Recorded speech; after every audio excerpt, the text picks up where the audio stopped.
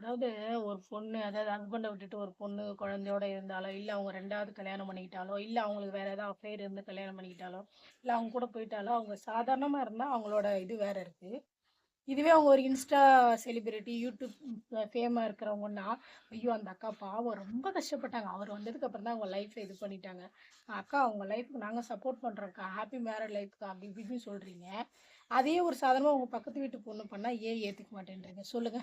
அவங்க ரீல்ஸ் போடுறாங்க, கவிதை பேசுறாங்க. உடனே உங்களுக்கு புடிச்சிருது. அப்போ அவங்களுக்கு புடிச்சவங்க என்ன தப்பு பண்ணாலும் உங்களுக்கு இதுவா தெரியல. தப்புனா நீங்க இங்கே தப்பா பார்க்கும்போது, அங்கேயுமே அது தப்பு தான். சரிங்களா? இந்த பொண்ண பார்க்கும்போது, "இத போது பாரு, வருது பாருன்னு பேசுங்க." அந்த என்னமோ அவங்க வந்ததும் என்னமோ இவங்க உலக தியாகம் பண்ண மாரி அவங்கள கூட்டு போய் ஃபோட்டோ எடுக்கிறதும், ஆட்டோகிராஃப் வாங்குறதும், ஏன் ஒரே ஒரு ரீல்ஸ் எடுத்துக்கலான்னு கெஞ்சுறதும், இதெல்லாம் என்ன மாரி இதுன்னு எனக்கு தெரியல. ஒருவேளை இது வந்து இந்த பேனர் வந்து சோஷியல் மீடியான்ற பேனர் அதெல்லாம் மறைச்சிருதா? இல்ல இவங்களே அதுக்குள்ள போயிடுறாங்களான்னு எனக்கு தெரியல. ஒரு தப்பு, அது நடக்குது. அதுக்கு அக்செப்ட் குடுத்துடுறாங்க.